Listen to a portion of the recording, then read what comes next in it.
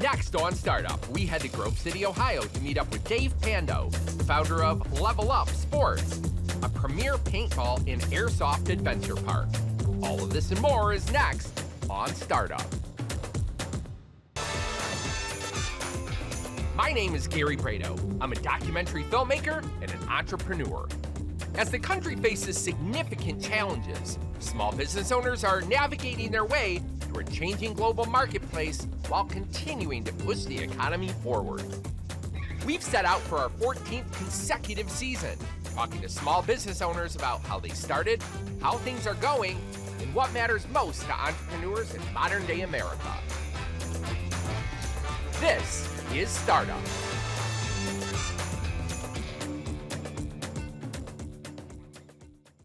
Paintball started in the late 1970s when people repurposed marking guns, originally for forestry and livestock, for mock combat. Companies like Nelspot and Tippmann made commercial markers and loaders, and the game quickly split into styles like woodball, speedball, and large scenario events with regional tournaments. Over time, paintball became more organized and safer, with standardized protective gear, purpose-built fields, formal leagues, and coaching that emphasize teamwork, tactics, and player safety. Today I'm heading to Grove City, Ohio to meet up with Dave Pando, the owner of Level Up Sports. Once a dream, Level Up has become Ohio's #1 paintball facility. I can't wait to tour the fields and maybe suit up for a match myself.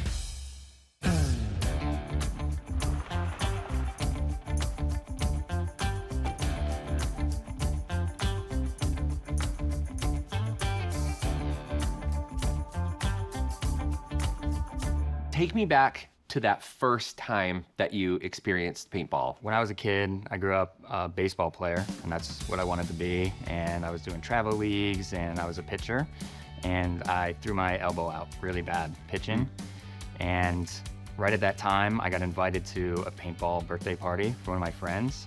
And I'm a very competitive person, and just so happened I was really good at paintball. The first time I played, I shot a lot of people, and my adrenaline was going crazy, and it was just, I never experienced anything like it. You know, I needed something else to focus my energy on that baseball was done for me, so paintball just became it. My house was just like surrounded by woods. And so when I was around, once I started playing, when I was around 14, my neighbor and I started hosting paintball games in my woods. So we sort of, my parents let me start a fake illegal business in my yards, and we were just, any money I had, I would just buy another paintball gun and another paintball gun until eventually we had like 10 sets. Were you charging people? I was charging, you know, other 14-year-old friends and their brothers or whoever would come, and we would just go to the paintball shop. My mom hated it because it was like an hour drive. We would drive to the paintball shop, load up with stuff, bring it back home, and then we would just play in the woods. So I think subconsciously, it was what I was meant to do. It's what I always wanted to do. At what point did it sort of start to click, like, I want to actually do something with this? But I did want to be a professional player. But after college, my entrepreneurial instincts kicked in. My dad was an entrepreneur as well. And so I decided that instead of trying to be the best player, I just wanted to work in the industry. So that was my first goal. I got a marketing degree from OU. And after college, I got my first paintball industry job was writing articles for a magazine at the time, when magazines were a thing. Interesting. So I would write articles for this magazine, but what I would do is I would just call companies I wanted to work for and just either pretend I was writing an article about them or actually, and then I would just do the article and schmooze them up, and then after the article, or after the interview, I would say, hey, also I have a marketing degree, I'm looking for a job. If you're hiring, let me know. And I did that. It work? It did. It worked once. And so one guy said, well, if you lived in LA, you could come work for me at my big paintball park. And so 2 weeks later, I moved to LA. I showed up at the park, and I said, hey, guess what? I just moved live in LA. Yeah, I was living on my friend's couch, and that was it. He hired me at minimum wage.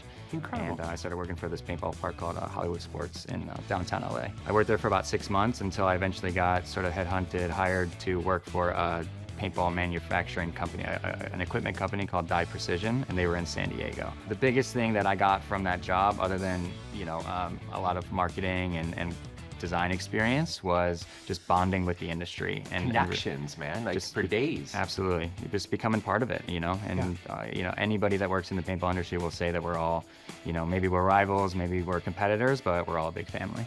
Pretty much as soon as I moved there, I was working on a business plan for my own park. Amazing. Getting paid to learn is what I call it. Getting paid to learn, absolutely. What an amazing story, man. Having this vision, seeking it out, and having enough faith in yourself to go out without even having a job. You literally like created this world yourself. Sometimes you just, you know, you just follow your instincts and just go. I mean, looking back, I don't know how many really hard decisions I made. It was just a lot of yeses and a lot of sure, why nots. Yeah. Until it clicked, and it eventually led me all the way to where we are now.